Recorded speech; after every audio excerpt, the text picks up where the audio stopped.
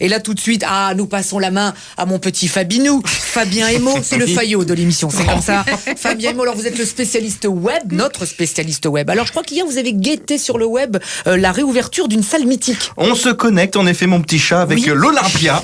Dimanche soir, la salle mythique située dans le 9e arrondissement de Paris a proposé son premier concert après 200 jours de porte close pour cause de Covid-19. À l'affiche, Brigitte Fontaine. 81 ans, la chanteuse a créé l'événement et en fouinant, parce que je fouine, vous savez, on m'appelle la taupe. C'est un fouineur. On m'appelle la taupe dans le milieu.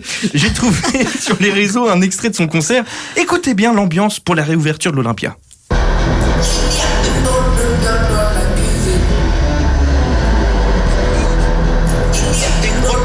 Dans la cuisine.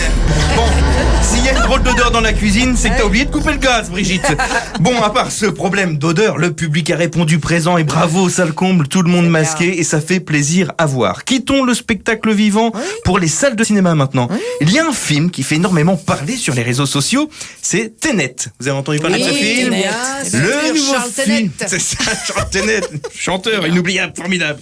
Le nouveau film de Christopher Nolan, eh bien tout le monde se plaint sur Internet parce qu'apparemment l'histoire est très compliquée. Alors ce midi, j'ai décidé de vous résumer le film Tenet. Allez-y. Alors en gros, en très gros.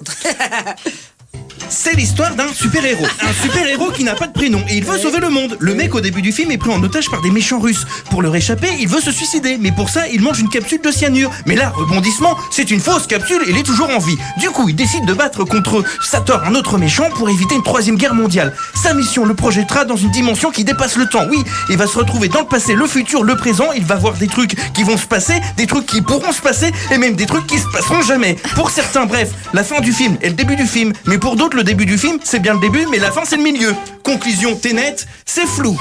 Alors, c'est de la physique quantique. Vous avez compris, truc, hein. Vous avez compris, vous n'avez rien compris. Eh bien, c'est normal. Même les spectateurs qui ont vu le film ont mal au crâne en sortant de la salle. Tenet, c'est l'équivalent d'une grosse cuitasse. Alors, j'ai lu quelques commentaires sur Twitter. Julie de Toulouse a tweeté: j'ai tout compris au nouveau film de Nolan. Bon, je suis allé 9 fois au cinéma pour bien tout comprendre.